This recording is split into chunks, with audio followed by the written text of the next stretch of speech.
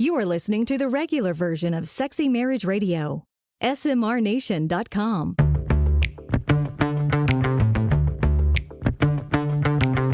You've turned on Sexy Marriage Radio, where the best sex happens in the marriage bed. Here's your host, Dr. Corey Allen.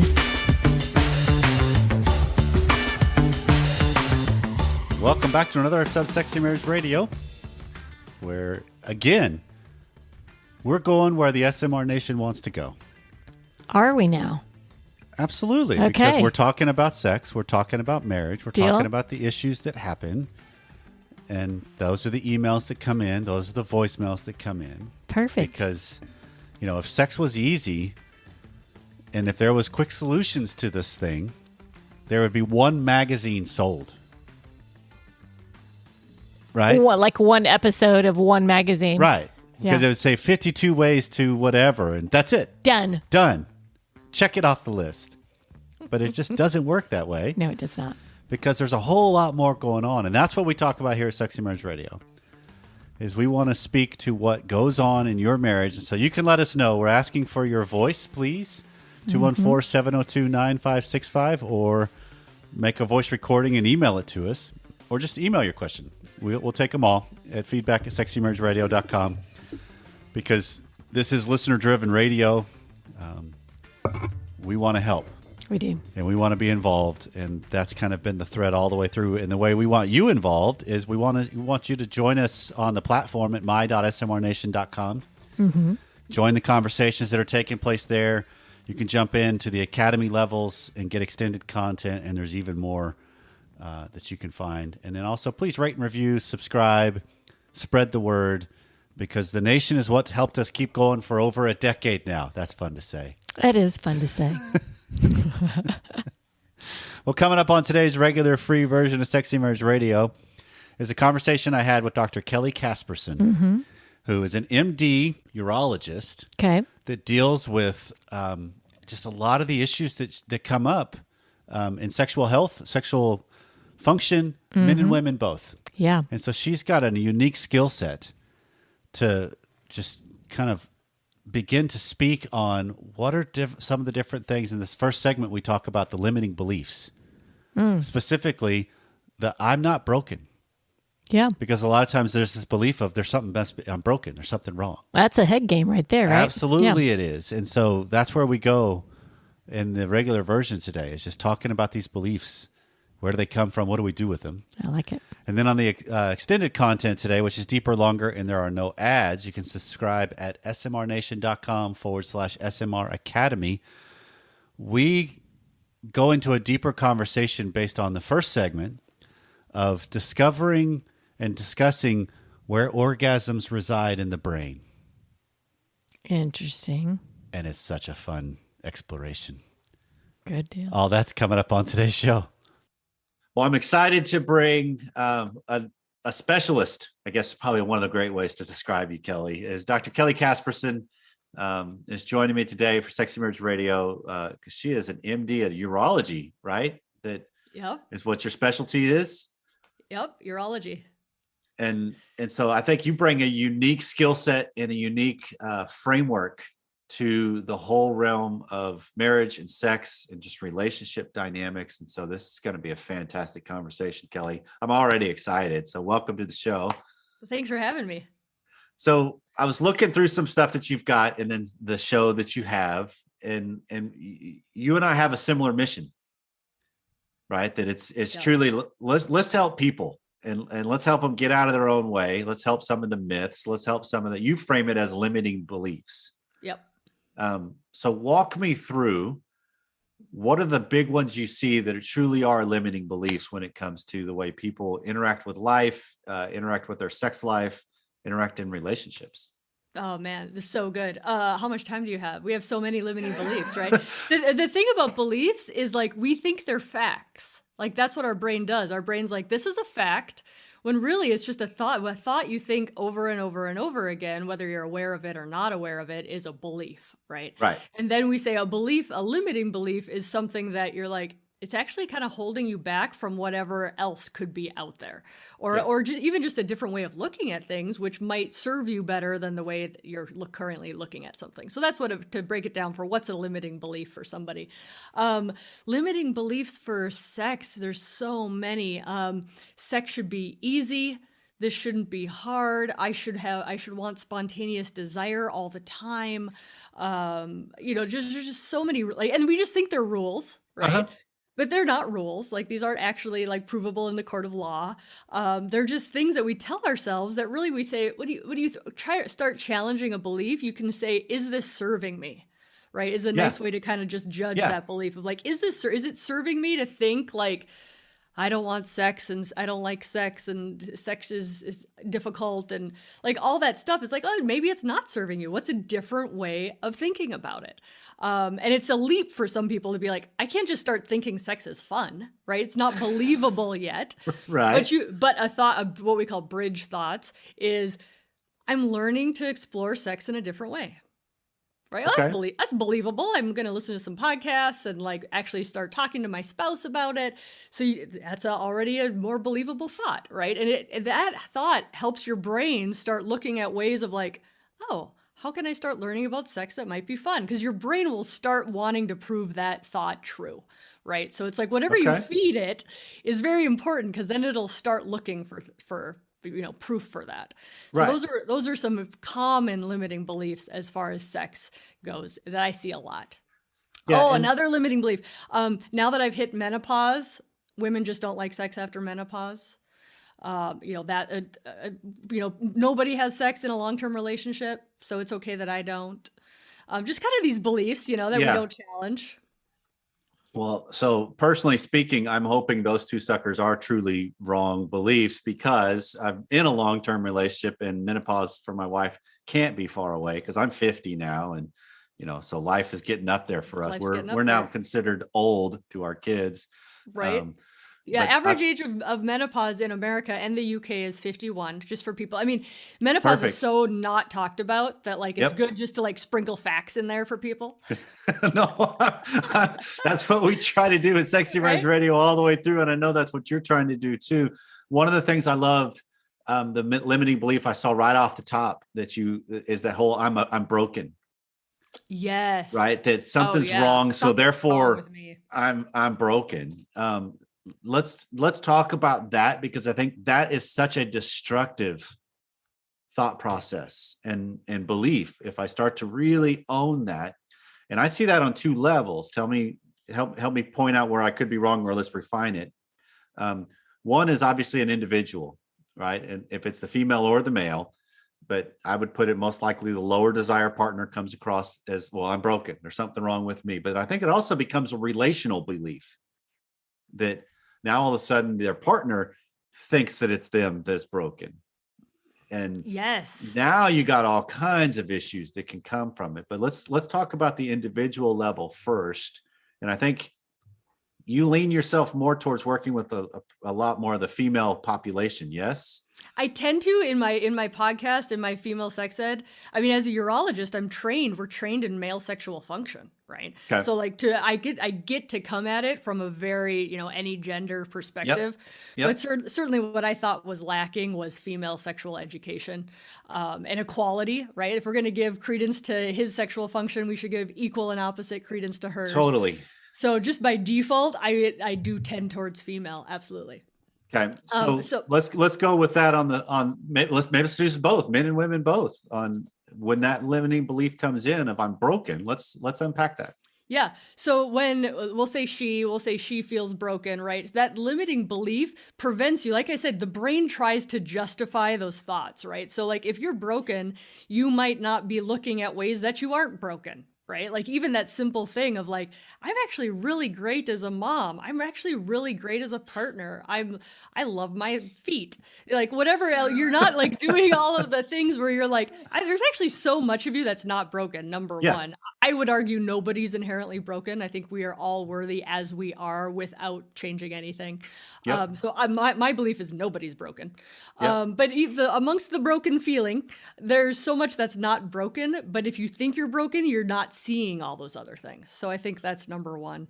Okay. With the spouse, because I'll see this, the spouse that will say stereotypically male spouse will come in and he'll say, she's broken. She needs Yep. to be fixed. She's the problem. She's the problem. And what that does is, number one, it reinforces her belief that she's broken because look, the person I love the most is saying it. And number two, it absolves him of any work that he has to do in the Yep. relationship. Yeah. And that's where it starts to become so convoluted, if you will, because I mean, Sexy Marriage Radio has a history of, I love it. Some of my favorite listeners are the ones that have reached out to me saying, hey, I found you and I started listening because I needed my spouse fixed, because that's a lot of the reason why people reach out for help is, fix my spouse. That'll make my life and plot of life a whole lot better. And then I would hear from them after a couple of weeks of listening, I hated you because you wouldn't do anything about the spouse. You were only making me deal with me. And Beautiful. well, duh, that's what the whole point is. Mission accomplished. Exactly.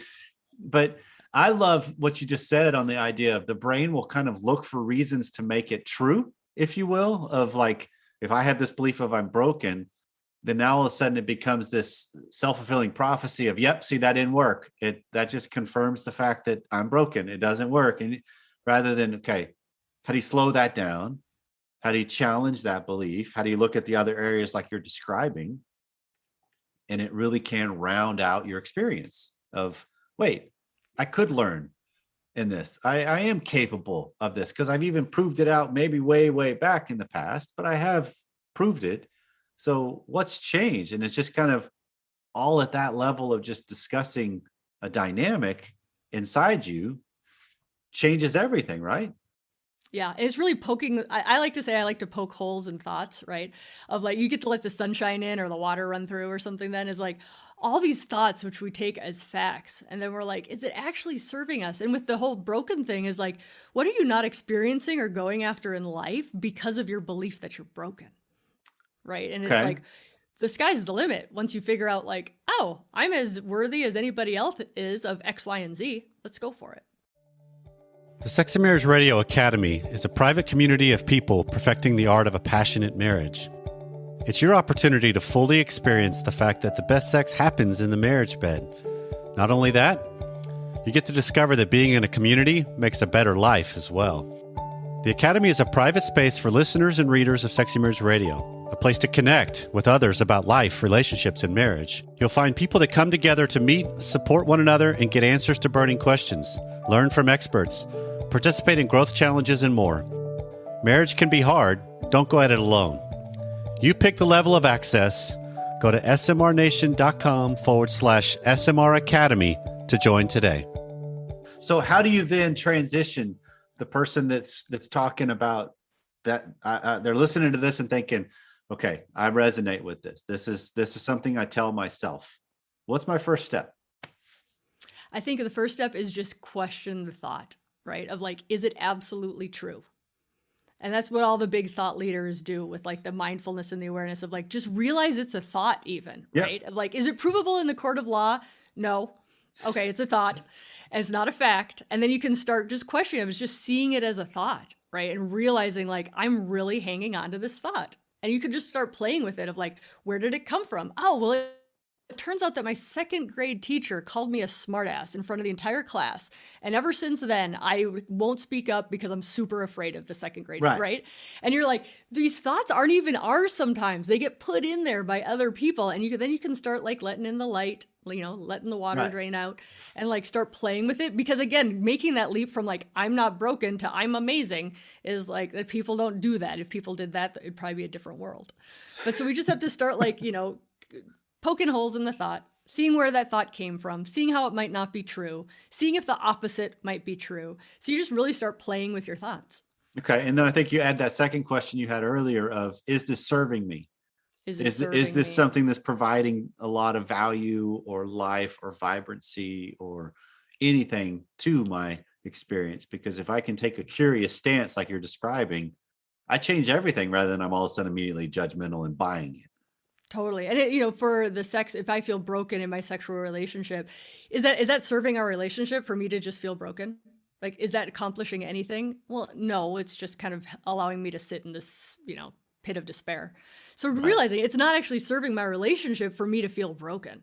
So now what can we do about that? Right. And so then let's pivot it to the relationship dynamic, because you are talking about the idea that, a spouse comes in thinking, well, fix them.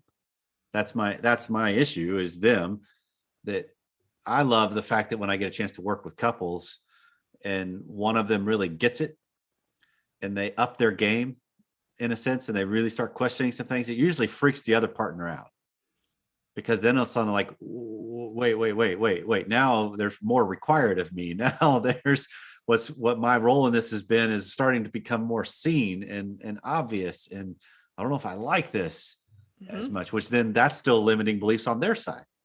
Oh yeah. Yeah, definitely. And I think again, stereotypically, because that's how we have to summarize things. But stereotypically, the male or the higher desire person just wants the other person's desire to be brought up, right? And when you really start questioning that higher desire person, you're like, are you providing sex that they're actually interested in? Right. How are you treating them, day to day, so that they're actually interested in doing this with you? Like, there is ownership on everybody in the relationship. It's not one person that's broken. Right. No, not at all. And so then if we go from that to this idea of I'm broken, now all of a sudden I start to test out this fact that maybe I'm not. What's the leap you've come across that people need to take where they haven't seen it as this is something that's for my enjoyment, to where they get to where, you know what, maybe I could really enjoy this? Because I think don't we get caught in a lot of the duty obligation? It's really not for me. I mean, that's what culture has done badly in a lot of ways, where it's been male centered way too much. And that's totally disparaging and discouraging to women. But how do you get it to that change, the changing of, no, this is for me. I can enjoy this. This is something that's really good for me. Yeah. I mean, how I start is just part of it's just the sex education, right? Of like, we're not even taught how to have sex so that the woman enjoys it. Right. Like, and then we go around thinking she's the broken one. Right. So a lot of it's just education and being like, this is how your body works. This is how things have kind of got awry in heterosexual, relationships, just education. Because it starts, again, poking holes of like, maybe I'm not the broken one. Oh, right. I didn't know that most people don't have orgasms with penis and vagina penetration. Right. Like, good to know. So you just kind of feel less broken about it. And then it's really that switch from like, being passive or accepting sex onto you to realizing you're a sexual being, you have agency. This is as much a part of your enjoyment as it should be anybody else's. It's really that, and I describe it as like learning how to stand up, but it's like kind of learning how to own your space in it, because women, again, stereotypically in our society, we're not encouraged to be sexual. Now I'm telling you should enjoy sex. And like, it's a big leap. Yep. So you kind of get there slowly of like, hey, this is an activity that you have body parts designed for as much as anybody else does. Like, but you're not taught that that's okay. So part of it in owning it is knowing like, it's okay. We're all sexual beings. We're all deserving of this. Yeah. And in some cultures, because I'm thinking of some of the really religious, dogmatic, legalistic side of things, not only is, something that you're not taught that you're a sexual being. If you are taught it, you're taught that sexual prowess for a woman is dangerous, right? And so therefore you must be modest. You must, for the sake of the men who can't control themselves, you must, rather than, hold on, that's disparaging to every human. Of we are not part of the animal kingdom that we can't control ourselves. Hopefully. I mean, that's I think we all need to strive for that at least, or nobody gets any work done and it's destructive to everybody. Right. So when you're walking through this of just the education, what are some of the main things that you come across where when you start getting into the desire that because you made the comment of menopause means, nope, I'm done. I won't enjoy this anymore. Let's have the ceremony and we'll move on with a platonic relationship. Yeah. I mean, I think what a lot of people don't, it's that stereotype, right? Or limiting belief, I guess, is like old people don't have sex. Our society doesn't model it. We don't see it in Hollywood. So we really have this belief that like, well, I guess what we had in our 20s was as good as it's going to get. Where when you read the research, there's this amazing book called, what is it? Magnificent Sex by Peggy Kleinplatz. Yep. It's like older people, whatever that might mean for people, 50s, 60s, 70s and above, have the best sex of their lives. So what can we learn from them? And number two, that just breaks down the barrier of like, yeah, it's over. Of like, no, it can keep getting better, but you have to work it. Like, not at work like, but like it's a skill, right? Like you're not good at tennis right away. Like you keep working at tennis, you're going to get better at tennis. Right. It's another skill that you can keep getting better at instead of this societal belief of like old people don't have sex. Yeah. So I guess that's what we do, right? I mean, the other thing I think just medically with menopause is things happen when we have low estrogen that really do affect, especially penis and vagina, penetrative intercourse. We do have to take care of our skin. We do, I think, replacing estrogen in the vagina, very important. And people need to hear this, right? Because Yes. where do we get this information from? Certainly, the average doctor isn't going to be like, yo, you're having great sex. You want to keep that good? Consider vaginal estrogen as like preventative healthcare. Yeah. So it's really important for people to know like what happens because of menopause doesn't mean that your sex life has to end. Yeah. I can see the billboards already, Kelly, on the know. highway. Vaginal healthcare, preventative healthcare. Exactly. I'm like, you like go along. You probably see this with like you doing your podcast too. Is like you go along and then you're like, I didn't realize my purpose in life is just to tell people to use vaginal estrogen when it's time. But I'm like, it keeps coming back to like, that's my mission in life. But a limiting belief of like, if you're just supposed to stop having sex once you hit a certain age, that's going to be a very different outcome than like, hey, I hear the vaginal tissues get drier and more painful when we take estrogen away. What can I do to help prevent that? Right. So it's the way we think about things. No, that's huge because I hear it as you've kind of got the both ends of the spectrum mission right now, right? Of it's education. One of my favorite phrases on just we need to have a more accurate level of sex education for teenagers and kids. Too, this is from the theorist I did all my training under, Dr. Schnarch, and he made the comment of if nothing else, we got to reach the point to where when we talk about sex in a committed relationship to people that are younger than us, we need to explain to them the profoundness of what's going on. Because like in my case, I would say to my kids, honey or kids, your mom and I have been banging away at each other for 28 years and we still haven't figured it all out. Right. It just because there's so much more going on than just an act when you start bringing into the equation, because this is what I keep seeing with the research you referenced, that the elder we get into a relationship, the better the sex is because you're more comfortable in your own skin. And it's not necessarily what you do or don't do. It's who you are and who you bring to the party. Yeah. And there's a difference in that. There's less anxiety. There's less awkwardness. There's less, some of that kind of stuff that it's just like, this is me. Here we go. And there's some freedom there. Totally. There's so much freedom there. And again, that thought of you are not broken, right? Like if you take the I'm broken into the bedroom, your orgasms are hiding. Like they are not there, right? Like our body image, the way we view ourselves, kind of that what they call spectatoring, right? Yep. Like you're watching sex to make sure it's going okay.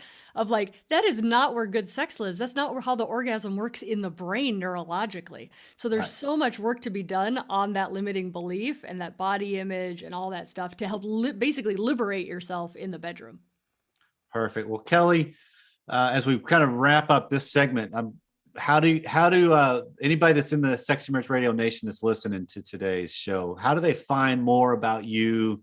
Give them a little bit of a spiel to find you, because I want people to find your information because it is top notch. Thank you. So on Instagram, I'm Kelly Casperson MD. Same with my website, kellycaspersonmd.com. My podcast is You Are Not Broken. And then the book's coming out in 2022, You Are Not Broken, Stop Shooting All Over Your Sex Life. That's such a great title.